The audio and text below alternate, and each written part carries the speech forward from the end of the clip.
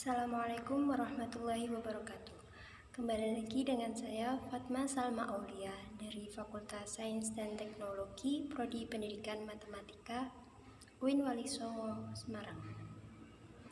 Di sini saya akan menjelaskan tentang pengertian tasawuf, pembagian tasawuf, dasar dan tujuan tasawuf. Tentu saja kita akan membahas tentang apa itu tasawuf. Tasawuf menurut bahasa berasal dari kata al-sufah atau orang yang ikut pindah dengan Nabi dari Mekah ke Madinah. Kata al-sufah juga bisa diartikan sebagai pemgambaran keadaan orang yang rela mencurahkan raga, jiwa, harta, benda hanya untuk Allah Subhanahu wa Ta'ala dan setia mengikuti dakwah Rasulullah selagi susah. Sedangkan secara istilah, tasawuf berarti manusia yang memiliki keterbatasan berupaya mensucikan diri dengan cara menjauhkan pengaruh kehidupan dunia dan mereka hanya memusatkan perhatian hanya kepada Allah Subhanahu wa Ta'ala. Misal, kita sudah mengetahui bahwa orang yang mendalami ilmu tasawuf biasanya disebut dengan sufi. Dan mereka para sufi tentunya tidak akan memikirkan hal-hal yang ada di dunia seperti belanja yang hanya membuang-buang waktu dan uang. Mereka tidak akan tergoda dengan tawaran-tawaran yang ada seperti gratis ongkir di Shopee, diskon potongan harga, ataupun diskon beli satu gratis satu yang biasa ditawarkan di mall. Dan mereka tidak akan bekerja dengan berlebihan seperti lembur di kantor untuk penghasilan tambahan sampai-sampai mereka melupakan waktu. Tentu mereka tidak akan melakukan semua itu. Kemudian kita akan membahas tentang pembagian tasawuf. Tasawuf dibagi menjadi 3, yaitu tasawuf akhlaki, tasawuf amali, dan tasawuf falsafi. Tasawuf akhlaki ialah tasawuf yang menitik beratkan pada pembinaan akhlak al-karim. Akhlak adalah keadaan yang tertanam dalam jiwa yang menumbuhkan perbuatan dilakukan dengan mudah tanpa dipikirkan dan direnungkan terlebih dahulu. Dengan demikian, dampak adanya perbuatan itu didorong oleh jiwa dan motivasi atau niat kuat yang tulus, ikhlas, dilakukan dengan gampang tanpa dipikir dan direnungkan sehingga perbuatan itu nampak otomatis. Tasawuf akhlaki yang ajarannya membahas tentang kesempurnaan dan kesucian jiwa yang diformulasikan pada sikap mental dan pendisiplinan tingkah laku guna mencapai kebahagiaan yang optimal.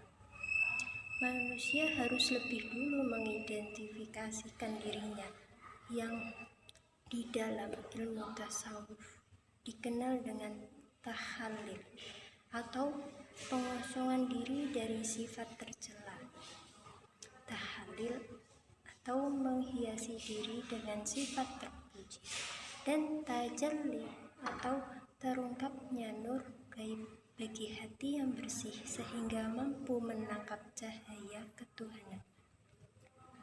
Kemudian yang kedua ada tasawuf amali, yaitu tasawuf yang menitik beratkan kepada amal lahiriah yang didorong oleh qalb atau hati dalam bentuk wirid, hizib, dan doa.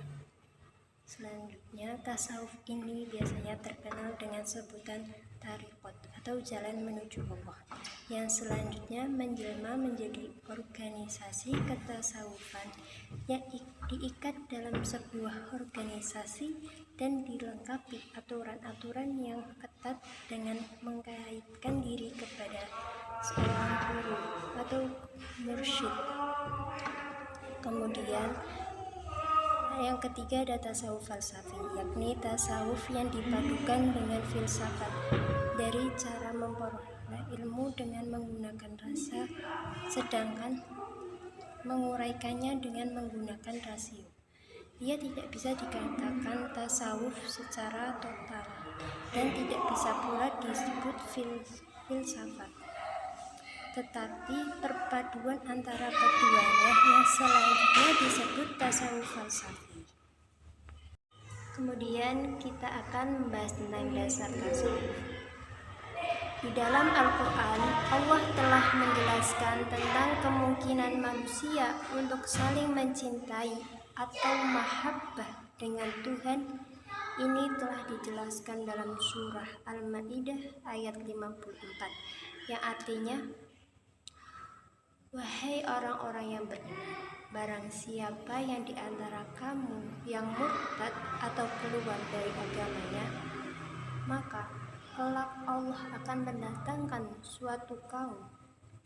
Dia mencintai dan mereka pun mencintainya dan bersikap lemah lembut terhadap orang yang beriman, tetapi bersikap keras terhadap orang kafir yang berjihad di jalan Allah dan kelak takut kepada celaan orang yang suka mencela.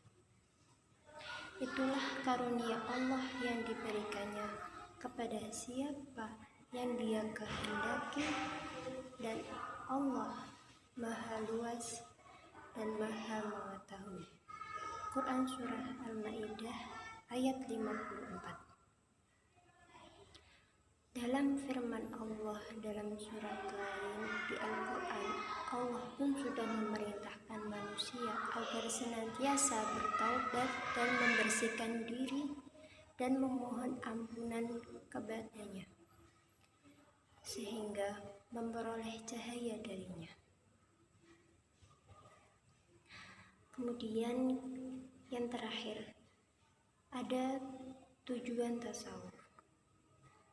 Tasawuf memiliki tujuan yang baik, yaitu membersihkan diri dan mendekatkan diri kepada Allah SWT atau disebut takarrub.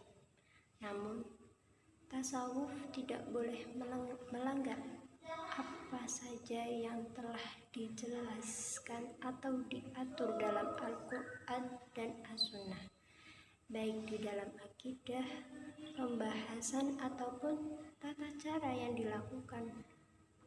Menurut Mustafa Zuhri mengatakan bahwa tujuan perbaikan akhlak itu ialah untuk membersihkan kalbu, membersihkan hati dari kotoran-kotoran hawa nafsu dan amarah, sehingga hati menjadi suci dan bersih, bagaikan cermin yang dapat menerima nur dari cahaya Tuhan. Sekian yang dapat saya sampaikan. Billahi taufik wal hidayah. Assalamualaikum warahmatullahi wabarakatuh.